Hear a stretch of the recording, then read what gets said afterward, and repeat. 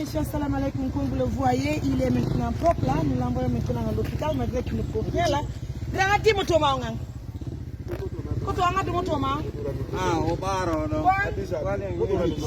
Doni moto sabi. Adele moto onja une modo. Moto sabi. Mi. Tu boya dai Joni. Ah. Moto la Maintenance. Eti nange wa moto gra.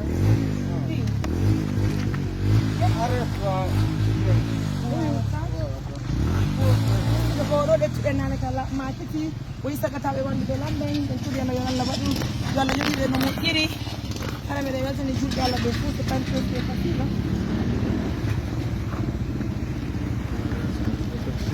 Gran kona aondo jinde ka.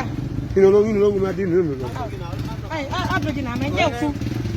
Ena bora mo moto. Ena bora mo ko mo wato wata jawdu da gra. Ko moto no bawo. Fine na bengo. I know when you are Wanu wadi. Wadi no? Mai. Oh, kata dua ya, Na ben mo ko kata.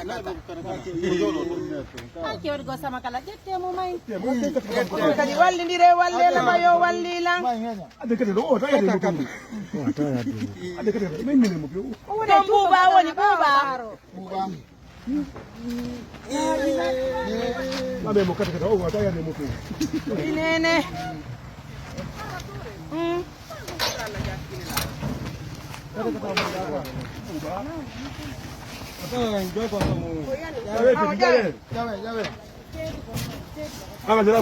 Doi.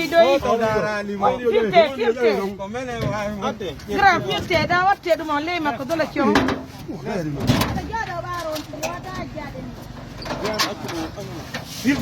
Merci petit. Voilà. Faut attraper ça.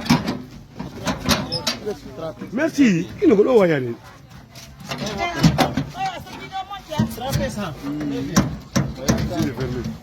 Ono wona elo takoma ko go ona go ona bianga. Anga do pesi. Ah, il est mango plus bon document. Donc, mesdames, messieurs, on se dirige maintenant à l'hôpital. Comme vous le voyez, son état là. On va aller à l'hôpital régional, voir à l'urgence, s'il vous plaît. Ok. Allez, mes amours, à tout à l'heure. Suivez ça. À tout à l'heure. Au revoir.